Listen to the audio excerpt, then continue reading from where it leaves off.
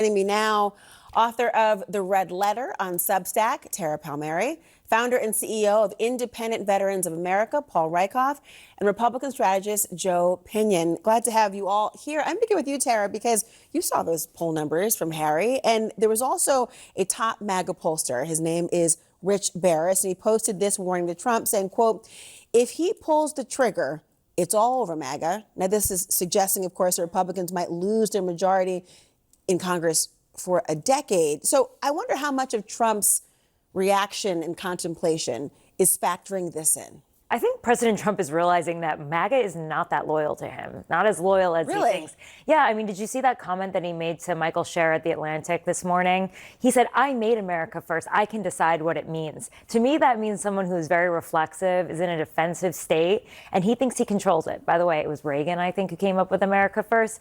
But you know what I'm saying? He thinks that he can decide what is America first, what is isolationist, he thinks he can decide what the policy is of MAGA, and they'll go along with him. But they're showing that they're on the brink. They've had it. They are not happy with this, and they're already coming off of being angry with him on going back and forth on his immigration policies over the past week. As you saw, he was saying, we'll make exceptions for farm workers, restaurateurs, hoteliers. They went crazy over that, and he quickly reversed it. This is something he does. He sees the base react to his moments when he veers away from what they really want, and then he goes back to suit them. So he's really controlled by them more than he tries to let on that he controls them. Do you think that there is a loyalty issue if this is that red line? Look, I think the reality is that whether you hate him or love him, President Trump built the broadest coalition that we have seen in probably the better part of 2 decades with the Republican Party. With that broad coalition comes challenges. One of those challenges becomes the issue of foreign policy. When you have people that were united behind Trump because they thought that he would be the end of the military-industrial complex of forever wars. And so I do think that we do have a little bit of PTSD in the public square when people hear things that reminisce of weapons of mass destruction. People's hackles go up. But I do think there is a difference between war and conflict. I think we have to remember that in Iraq, the entirety of the actual military action to take Baghdad lasted less than 30 days. We were in the country for over 8 years. So I think that's what President Trump is potentially trying to do, to draw that line to say, yes, we must support Israel in spite of the fact that the prime minister has gone and done things I basically implored him not to do. But is he able to navigate it in a way that appeases the base? I'm not entirely sure he will be able to, but ultimately a second-term, non-consecutive president is elected because he's willing to do the things that he needs to do, irrespective of the impact it's going to have on his legacy. He can't. Well, I got to hear from Paul on this. I see you champing at the bit on this point. I want to hear from a veteran. Talk is easy, war is hard, and war is exceptionally unpopular across all American political affiliations, right? I think it's unpopular for MAGA. I think it's unpopular for most Americans. And we know the history of foreign intervention. I was in Iraq. I know what that was like, and it's very easy to talk about it. It's very easy to start it. It's very hard to finish it. And I think most Americans are pushing back on any kind of foreign intervention, especially when nukes are involved, and especially when American troops could potentially be at risk. But I think it's also important to underscore, they are already at risk. We've got 40,000 troops throughout the region who have been getting hit by Iranian proxies for years. Iranian proxies hit guys like me in Iraq when we were there. So this has been unfolding for a long time below the radar, where most Americans haven't seen it. But now it's escalating to the point where Trump, it seems to be, doesn't have to be advised on whether or not Israel's going to do things. We're reaching a new normal where our allies don't necessarily have to get American permission, don't have to get the commander-in-chief sign-off. I think Israel's going forward regardless of whether or not they have Trump's support. Let me ask you about what Vice President Vance had to say on this issue, you guys, too, because he released a pretty lengthy post on X. It was this morning. And he defended the president saying, quote, "I can assure you that he is only interested in using the American military to accomplish the American people's goals. Whatever he does, that is his focus." So thinking about the idea of the promise of peace, stability, America first, and reverence to our troops in particular, is that going to quell that concern about getting in and being able to leave or intervention? That sounds like political word salad.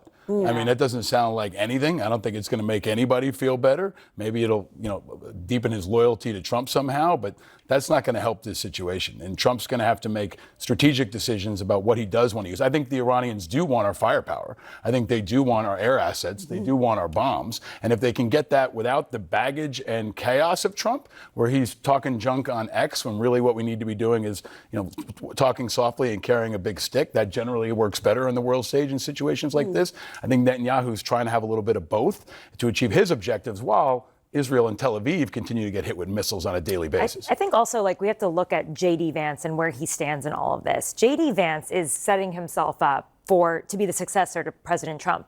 J.D. Vance is the carrier of the MAGA stick. He is the one who has long been saying, American isolationism, America first. He's been hardline on it, and that's why the base loves him. That's why MAGA loves him. But does Trump listen to him? No, but he's got to defend Trump. And he also has to make sure he doesn't get dragged down by this administration and end up leaving a very unpopular administration that went into another war. And then he's stuck like Kamala and having to run on his record. So who is Trump listening to in this space? No one. I mean.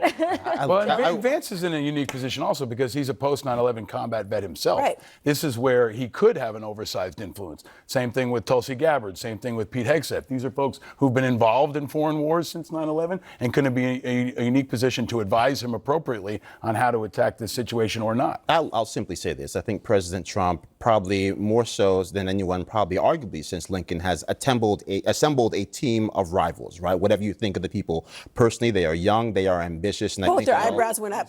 Well, I think That's a team of rivals? I think they would look at themselves as a team of rivals, young people who all think they're going to have a bright future in politics. And so I think that if you look at it from that perspective, trying to wrangle all of these people that have their own opinions, are trying to effectively make sure that they too can get into the new cycle. President Trump has to remember he was elected to lead the movement. It's his objective to make sure that he can connect that thread and make sure that the America First movement actually gets done, not making sure that we're doing the bidding of Israel. I mean, he just wiped out his entire national security team based on Laura Loomer's advice that there were a bunch of neocons around him. They fired Mike Waltz, not just because of Signalgate, but because of the fear that he was a neocon. Marco Rubio, for so long, has had to kiss the ring and spend time with Steve Bannon to prove that he is not a neocon. This is the one mark you can have on yourself on MAGA that disqualifies you from any future in the MAGA base. Well, look, I just think quickly here that if you just look at the entire board here, and obviously we're talking about Israel and Iran, but we're mostly talking about Israel and Iran because Israel has pushed the envelope here. I think what President Trump was trying to do was connect that threat.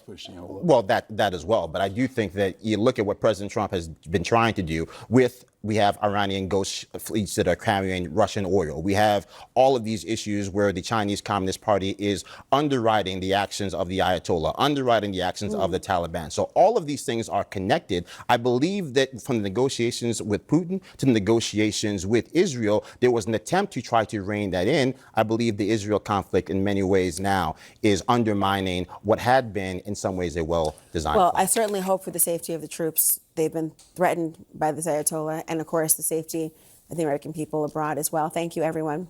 Thank you.